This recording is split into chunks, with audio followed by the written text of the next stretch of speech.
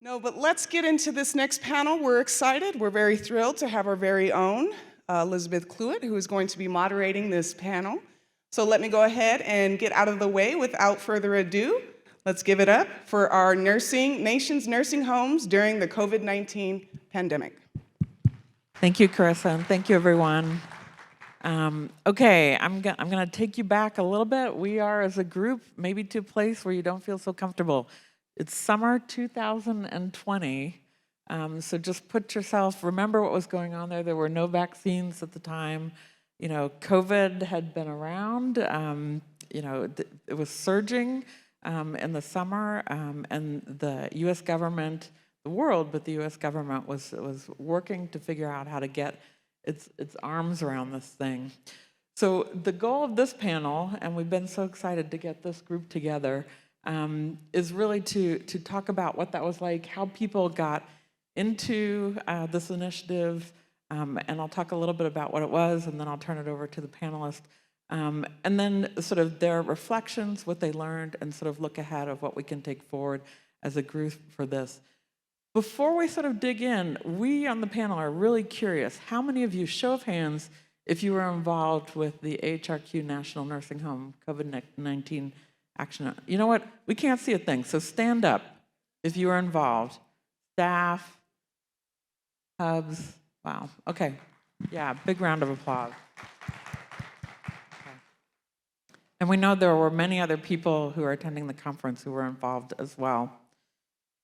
Okay, so I'm going to give you a little bit of my history with this.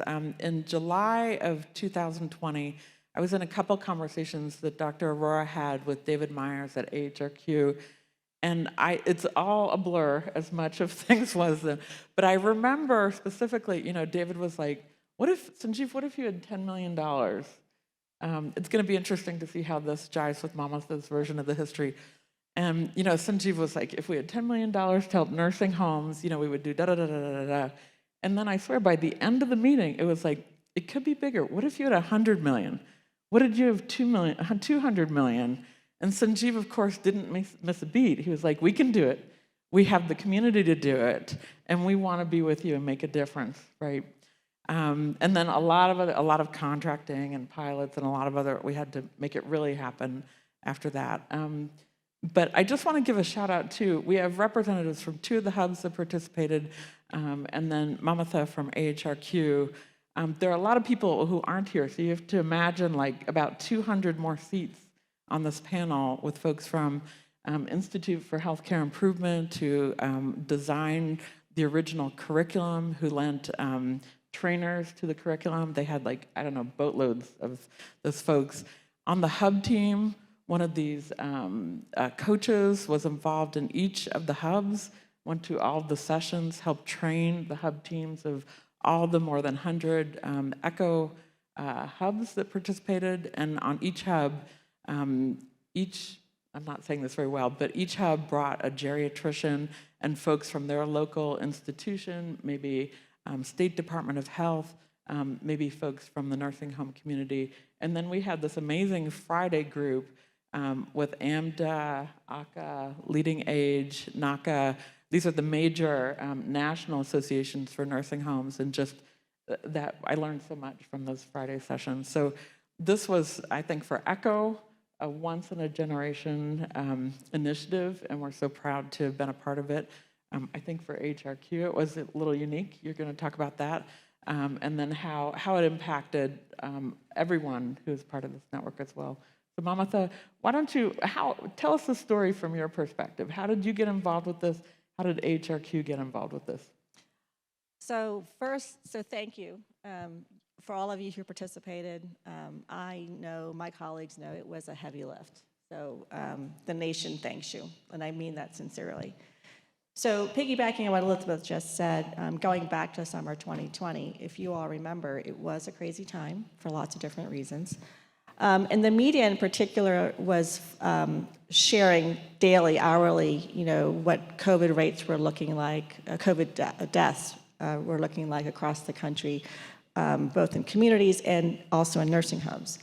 And at that time, it was roughly at like a quarter of all COVID-related deaths were actually happening in nursing homes. And so this was a huge issue for the White House, by extension, the Department of Health and Human Services, which is where I work.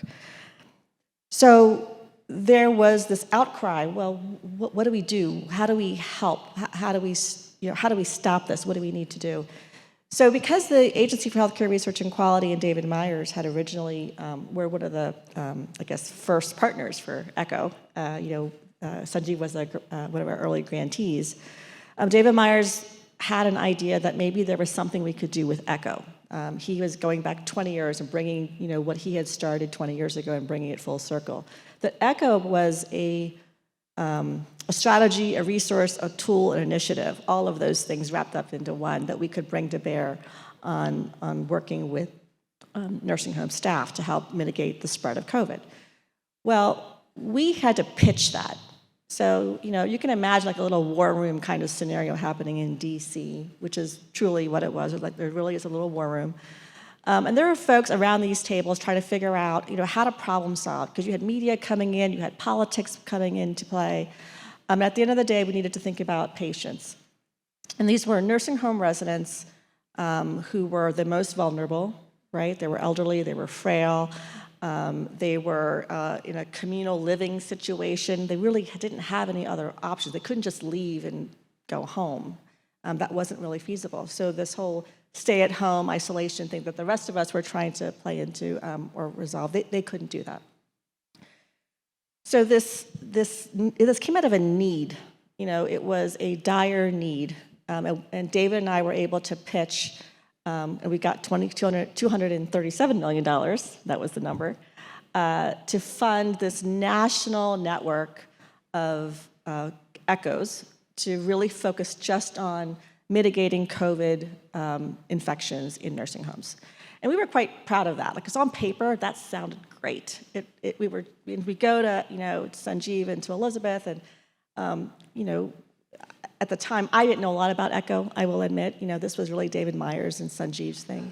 I didn't realize that at the time we had like something like 9, 15, 12 ECHOs really in the country, and that was too small. We were talking, what David and I were talking about was a national, we're talking every state needed to have an ECHO. We needed every nursing home to be participating. And there's about, I want to say 13 to 14,000 nursing homes in the country. And there's the math. And as you can see, we tried to get coverage across the country, and we ended up with close to 100 hubs. And as you can imagine, in trying to set up an ECHO, what a heavy lift that was. We worked night and day, and I have to give tremendous kudos to my colleagues at the ECHO Institute, Elizabeth and Kiki and Lynn. Debbie, we pushed the envelope. We were on calls 24/7. Imagine you setting up your own ECHO hub, or even just starting a new ECHO project and how long that takes. We did, and we had to, at a necessity, push the envelope and do that literally in weeks. And we had new hubs and new ECHOs going out almost on a weekly basis for about 6 months. We went from roughly 12, I think, hubs to 100 in about 8 months or so. It was painful, but here's the thing. It was necessary, it was needed, and my colleagues, both at ARC and at the ECHO Institute, for as hard as it was, we made a difference. You made a difference. We saw, and we heard from nursing homes around the country literally thank us. We had letters being sent to the director of AHRQ as well as the secretary of HHS thanking us, thanking you for stepping up. And that's what I think this whole experience for me was like. We ended up, as we said, touching around 9,000 nursing homes across the country. The ones that we didn't get to, believe it or not, were not because they didn't want to. It was because they were fighting things like wildfires and floods at the same time. They were already part of a different initiative. There was Pennsylvania, and I believe it was parts of Hawaii, I think is what it was, who didn't need to be participating because they had their own resource at the state level. And we had made a decision to not overlap, to not create unnecessary burden for these nursing homes and force them to participate in yet another initiative. So we're trying to really fill the needs of the nursing homes at their level. What did they need? Who were their community? Building new partnerships, not just with the federal government and with ECHO, but within their own catchment area, within their own state, county, whatever community link made sense for them. So we ended up with about 31,700 nursing home staff who actually participated. Think about that.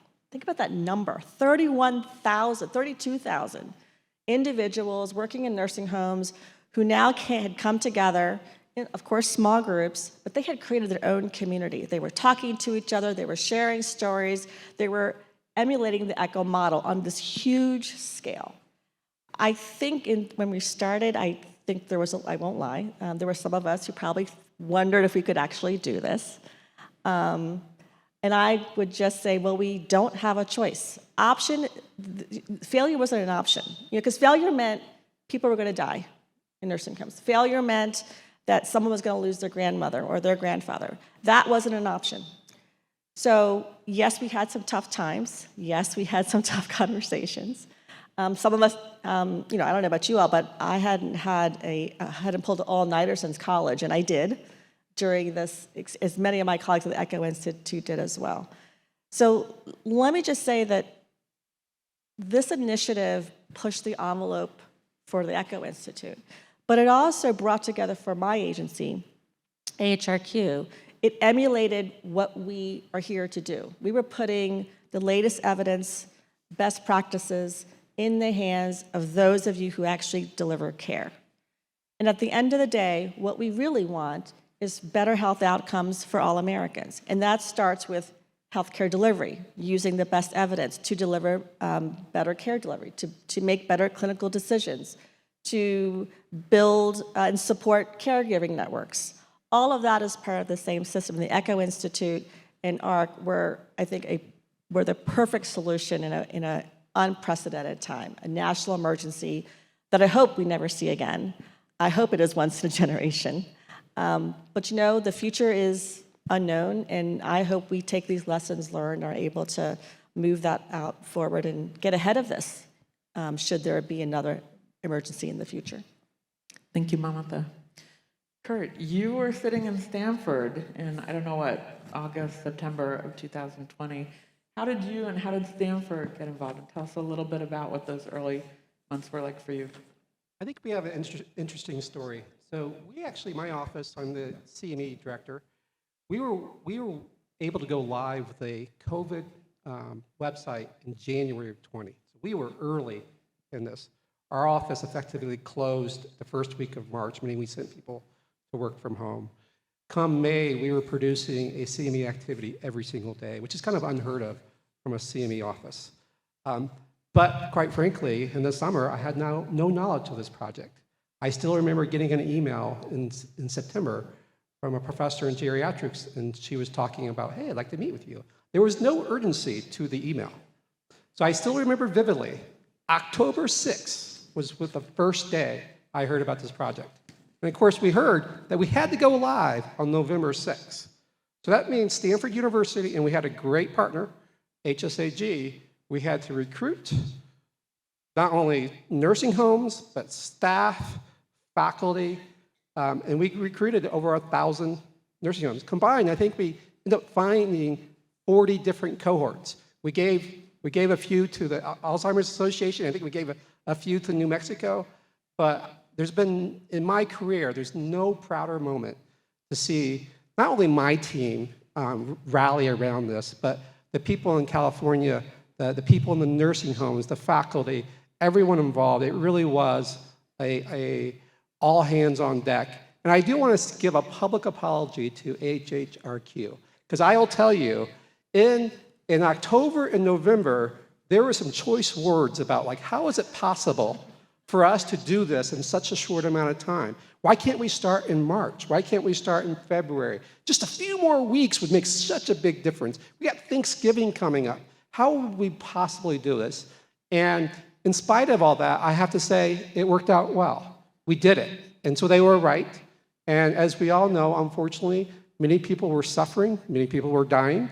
And so the fact that we were able to do it so quickly and the fact that they, in some way, trusted us to do it so quickly worked out really, really well. And so, again, at the time, I was really upset. But again, in the end, it worked out really, really well. We were able to start on November 6th. Kurt, maybe just to continue with you for a moment, like how were you able to do it? Like what happened there? Well, I mean, in some ways, again, in March of 2020, we basically had an internal huddle and said, this is what we're going to do. You know, many CME offices, they do a lot of conferences and workshops, a lot of in-person stuff. And so we prided ourselves in pivoting to this. I pride myself that I try to create a team that's resourceful and project managers. And so it doesn't matter what comes through the door. We should be able to rally around that. But basically, quite frankly, we have a large team, and we were able to reach out. HSAG was really, really helpful.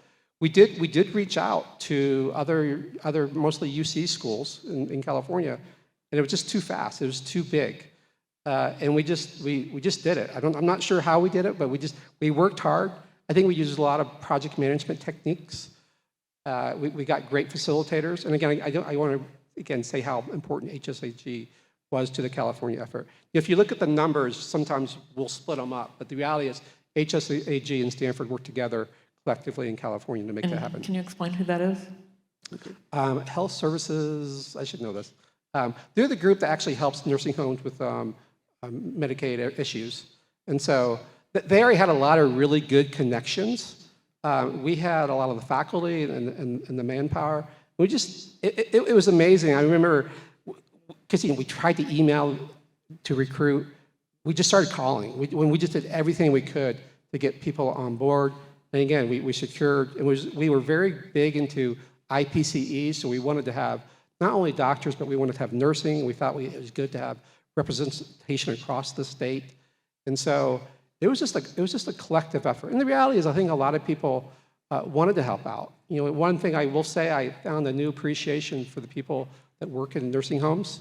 They do an amazing job. They are often understaffed, underpaid, and I've never felt this close. You know, in CME, we like to measure outcomes by improvement in patient care.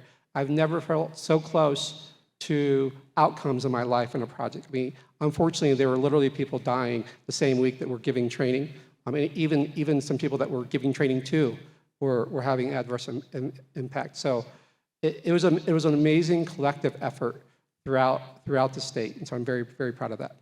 Thank you, Kurt. And I know for those at the ECHO Institute, we too were taking a crash course in nursing homes and sort of their challenges. And one of the things we heard was, you know, nursing homes are often in the spotlight and you know, have a lot of regulation that they have to deal with. And it was very unusual for them to have sort of a communal, safe place where they could talk about their issues, talk with experts, and you know, sort of have that ECHO environment. So I think they were very grateful for that, is what we heard. And I remember, as part of that whole media period, that they were feeling quite demonized. And you know, imagine that feeling where you're going to work and you're trying to do the best that you can to take care of these fragile elderly, but the rest of the world thinks you're not doing enough, or that you're somehow part of the problem.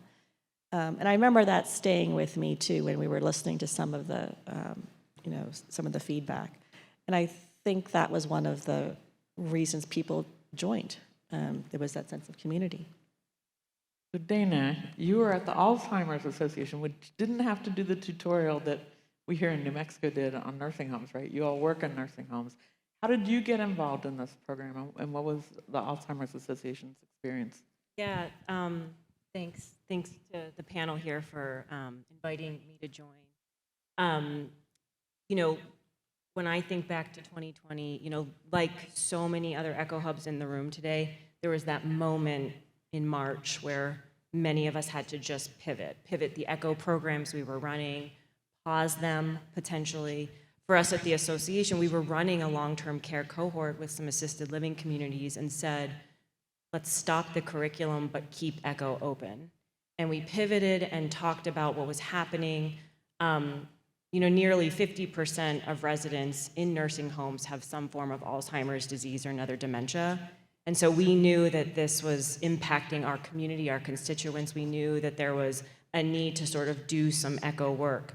At the same time, the association was working on with some of the leading long-term care, leading age ACA, to write what was called the emergency preparedness guidelines. And those were for crisis situations, for working with residents in long-term care who were facing Alzheimer's or dementia. We took those emergency preparedness guidelines, we turned those into a short echo series. So we were running those around, spring and early summer 2020. So we had been sort of in the world and we knew what was happening. We knew that residents in these communities and for staff to sort of know not just the infection prevention, but particularly for residents with dementia, staff coming in with masks can be really scary. And so we were seeing an uptake in dementia-related behavior. So it was just such an important role that we felt like we needed to play.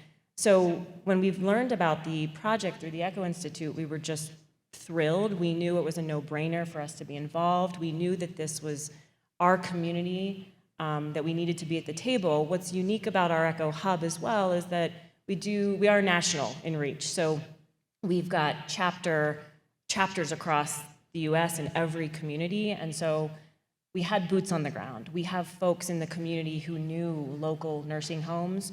So we worked really closely with the ECHO Institute, with Elizabeth and Kiki, to just kind of build in that capacity where you all needed capacity. That's how Kurt and I met, right? So we just were there to basically fill in the gaps where you needed coverage, and we were happy to do that. Now, I'd be remiss if I didn't sort of mention that we're also very fortunate. I had the entire association from HR and IT and, gosh, our 24/7 call center, our chapter staff. We had so many people who just were activated to help us build our own capacity. We knew we could scale up, right, as an ECHO Hub.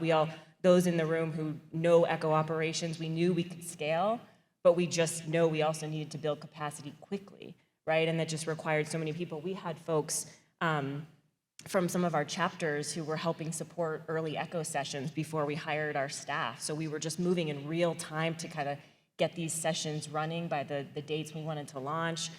We just really activated this whole community to really rally. And we had the support of our organization, and I think that was really key for us to know that our president and CEO were behind us. We've got the resources that we needed to do to kind of grow it in the way, so. Thank you, Dana. Did you want to add? I guess I'll add just one other, piece of this work that was unique, and that was sort of the ever-changing environment. So, I'm assuming that, when you're doing a typical ECHO project, you sort of map it out, right? I mean, you kind of know what you're focused on. You have a sense of what your curriculum is, and you map it out. In this instance, the curriculum was changing. It was dynamic. Every day something new was coming out about whether it was wearing masks or whether it was vaccines or whether it was something, for some, I remember some curriculum being about, how to manage the family visitation for nursing homes. So, and these topics were coming out generated by the nursing home staff themselves. And so we had to find a way to very quickly update this curriculum, deploy it, and make it just part of the process. And so that meant a lot of conversations around the logistics of that. Our partner IHI did a phenomenal job in stepping up and trying to make sure that they were providing relevant, accurate information, partnering with the CDC when we needed to. I think the speed of which we were doing everything, coupled with just the size and the politics and the media frenzy and the fact that we were all working from home. We ourselves were all at home, where we're Zooming all day long, and that had a whole different level of challenge, right? Because many of us have, our home life was now crashing into our work life. And so we also, my colleagues at ECHO Institute and ARC, and I'm sure all of you, had kids in the background or dogs barking or, I'm a caregiver. I was caregiving while I was doing this as well. So I think that became sort of this weird, like unique moment in time that we all, it was a shared lived experience that I'm not sure we'll ever have again and hopefully never will. Thank you, Mamata. I remember being on one of these Friday calls with the associations. It was spring of 2021, and they were talking about like Mother's Day. I never would have thought of this, right? Visitation Yes, for Mother's Day, and like the timing and sequencing and doing it. It would take like a month to get, all the residents, their families in to visit in a safe way for Mother's Day. And I was like, whoa, there's a lot of the logistics here that you wouldn't think about. Kurt, okay, so we've looked to the past. So what did you take away from this experience, and what recommendations do you have for all of us, for the community, sort of looking forward from this initiative? I have so many takeaways. Again, pride for my team. It's hard to talk about the pandemic in positive light, considering how many deaths and how many people suffered. So I want to take what I'm going to say next in that context, that it was a bad time. But for my team, it gave us a sense of purpose. We were able to contribute to something. And so we felt like we were doing something that was larger than ourselves. And so in that respect, it was very exciting. It was so that passion and energy that we were able to bring to a cause is helpful. It was a reminder to me as a leader of my team that if you can find areas where your team members are passionate about things, that will help drive energy and success in projects. And so I still try to do that to this day. It's hard to do that always, to kind of keep your team motivated. I can't think of another model that would allow us to literally provide education to 1,000 different nursing homes in the state of California, every single county. And so the model itself showed how successful it was. Being able to deliver it via Zoom was so helpful. We did a lot of echoes previously. We're doing echoes now, and so we continue to love to use the echo model. And so it just really reinforced of how effective and helpful it was as a model. And so I take away, again, great pride on the project management side. I like to think that we did a lot of good. And again, it reinforced to me the notion of the model itself. Quite frankly, when I come here, as good as job we did, I see what Missouri's doing. I see what the individuals are doing earlier today, and doing stuff in Africa and in India, and I feel like my team is lacking, is falling behind. And so I'm motivated by like, what can we do to take this model and do it in other areas? And so I'm just super thankful for this conference and the model itself, and it's so inspiring to see so many people doing so many great things with the model. Thank you. Dana, how about you? What do you think the Alzheimer's Association, what did you take away, and what recommendations do you have for the future?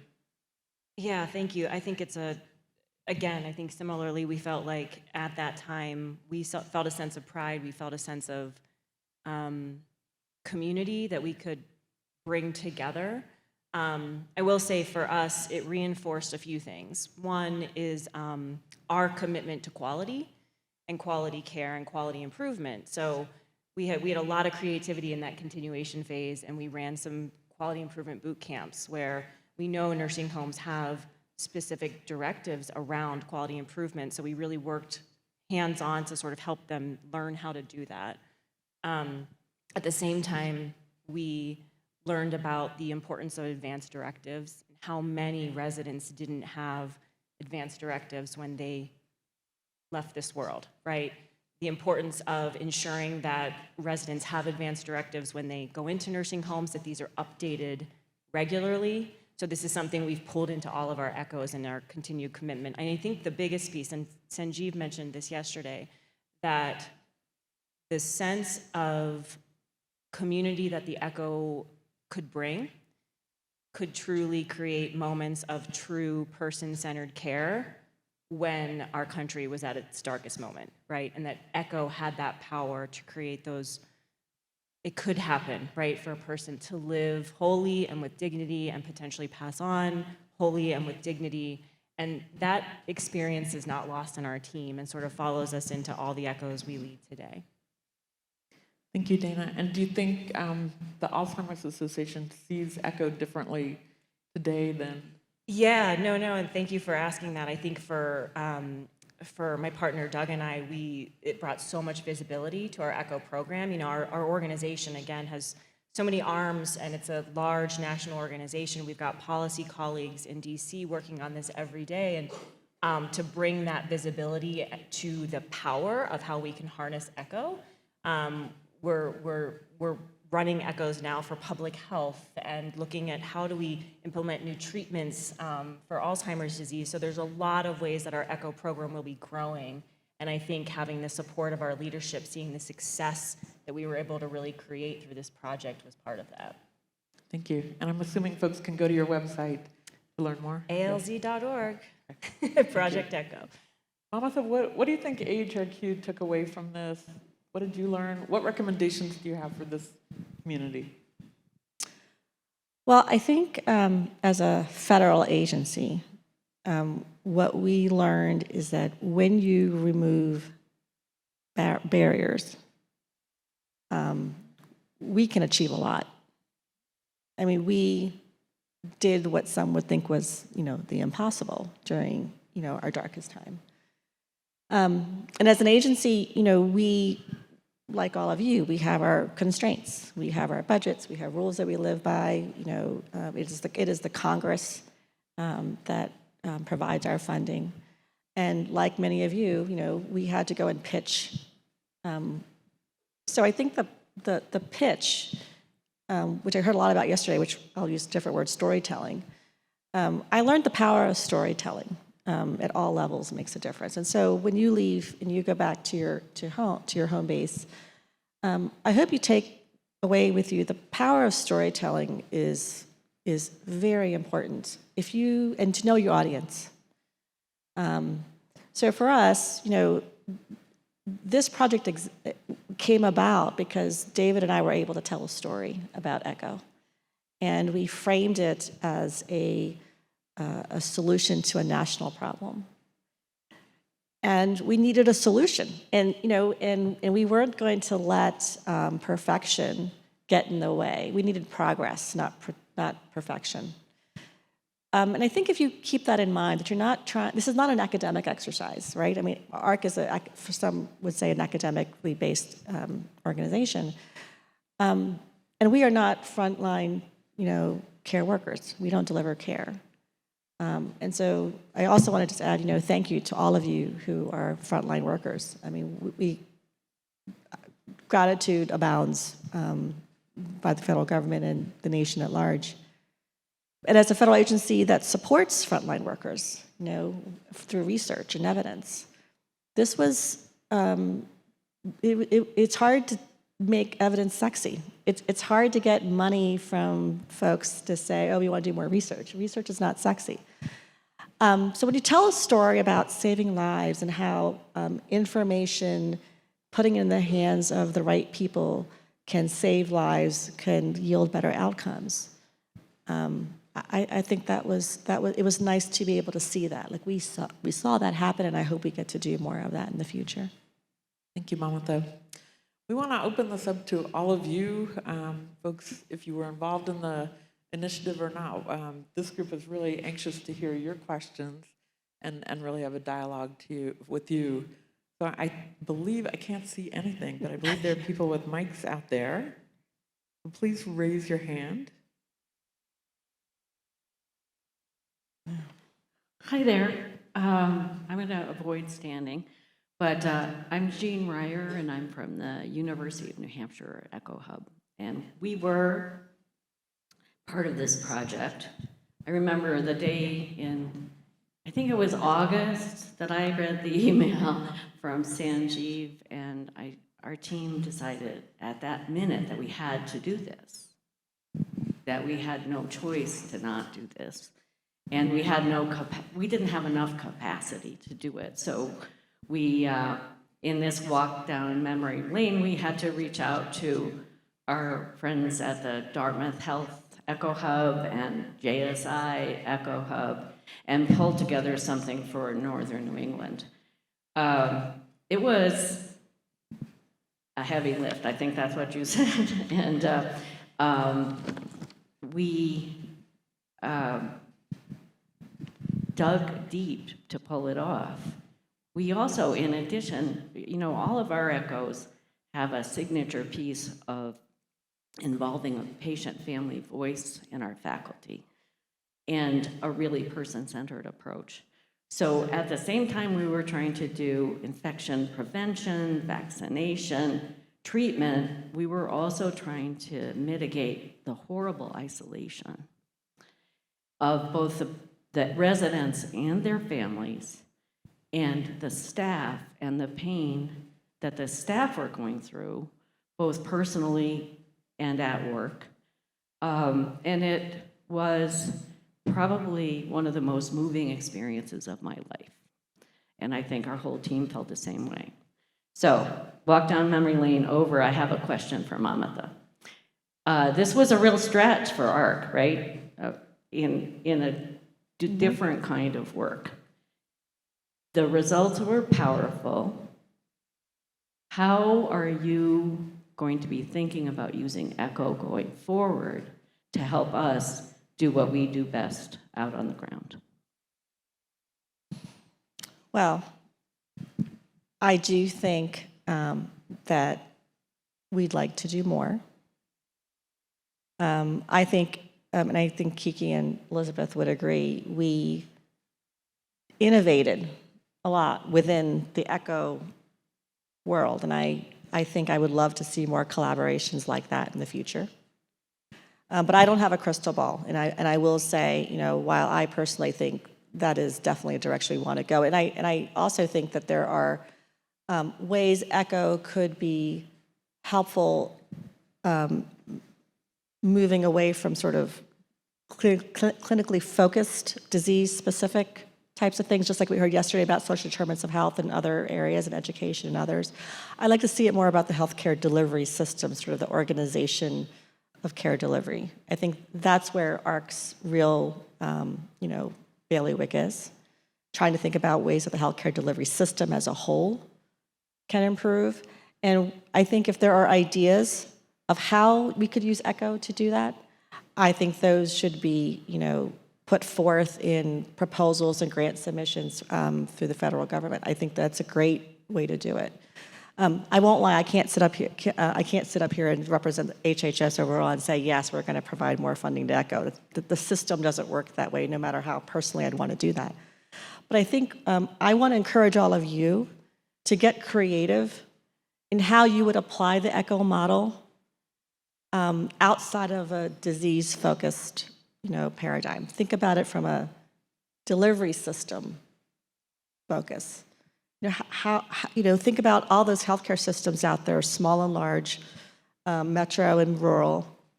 Maybe they're serving specific populations. And how could you apply the ECHO model there and bring those ideas forward? We need the ideas. We need, all of you to think creatively together and with us to make that happen. Thank you. Thank you for the question. We've got another question over here. Hello, Jennifer Edwards with the GE Foundation. We've been a proud supporter of Project ECHO for over 10 years, and this is just an extraordinary story. I know that as you were all standing this up, I was following the progress through Elizabeth. In true fashion, right, business sense fashion, Project ECHO has a playbook for replicating and standing up hubs, but this was different. This was a national ECHO, stood up in weeks, changing curricula, innovating on the fly. Have you been able to take the time to document a playbook, right, so that you have documentation on how to do it, what worked, what didn't, what were some of the barriers, because it is quite different from just your standard replication. Thank you, Jennifer. Anyone want to take that? I'll start. I think for us, when this happened, we were an ECHO team of 2. and my colleague Doug Pace at the Alzheimer's Association and I said, well, we've got to grow this thing to be able to take on as much as we can to really help the ECHO Institute support this endeavor.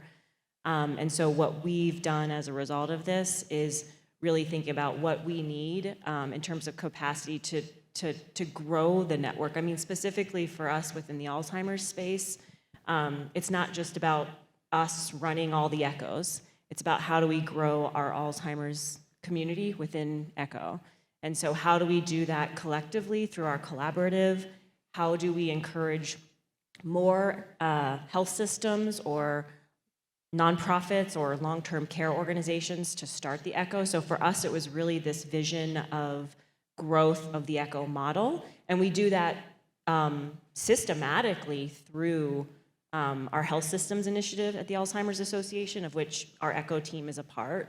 And so we've really built it in of not just, again, how do we grow our own ECHO program? Because of course we need to do that, but we need resources in order to do that. So it's really about growing more of the ECHO community, and that's really how we've kind of gone forth with this. And maybe I'll jump in here a little bit.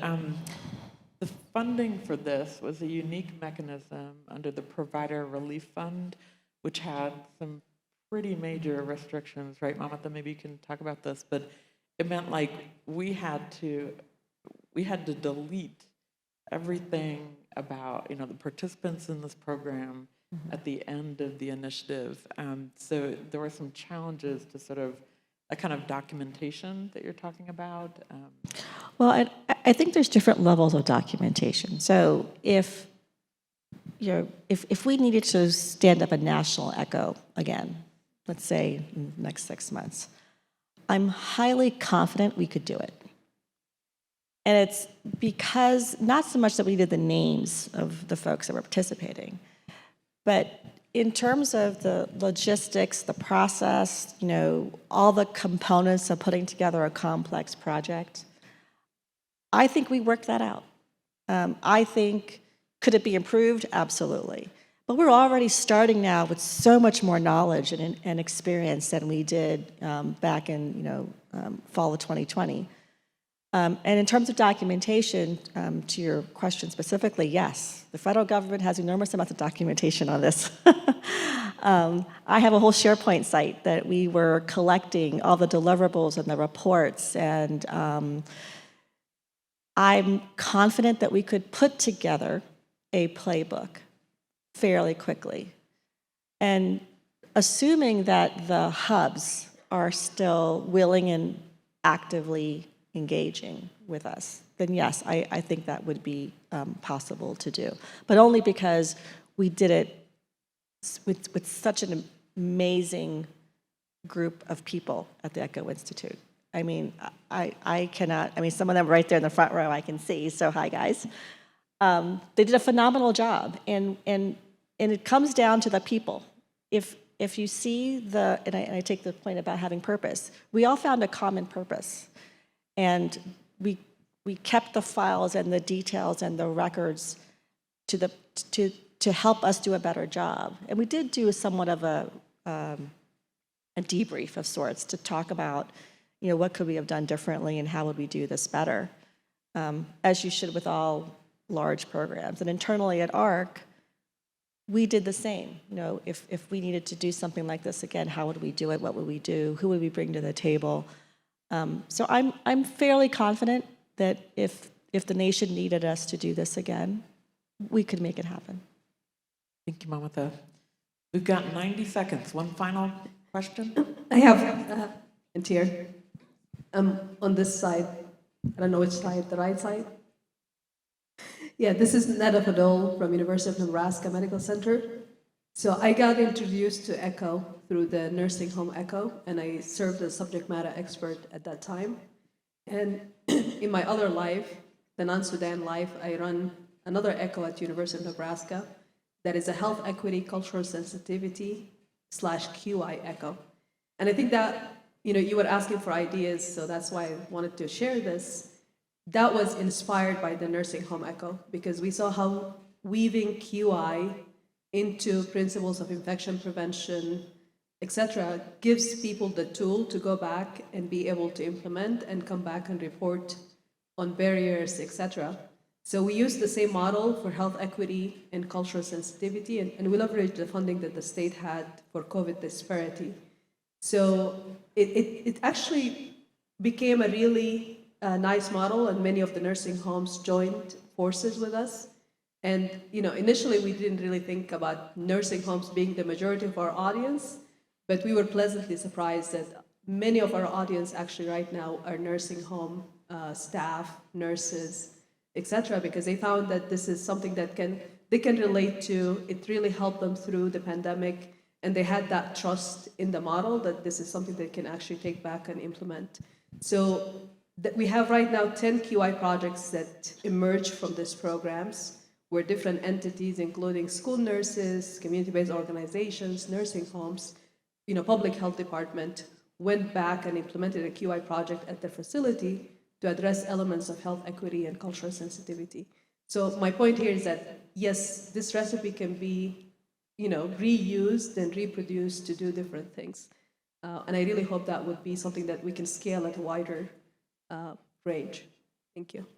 Thank you, Nada. There's a gentleman in the front row here who has a final comment, I believe.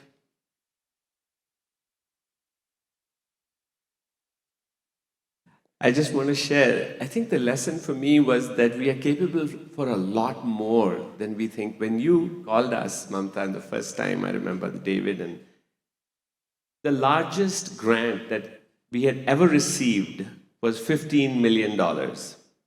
This was a contract of $237 million. We had no idea even how to deal with this kind of money. We had no idea we could ever execute at this scale.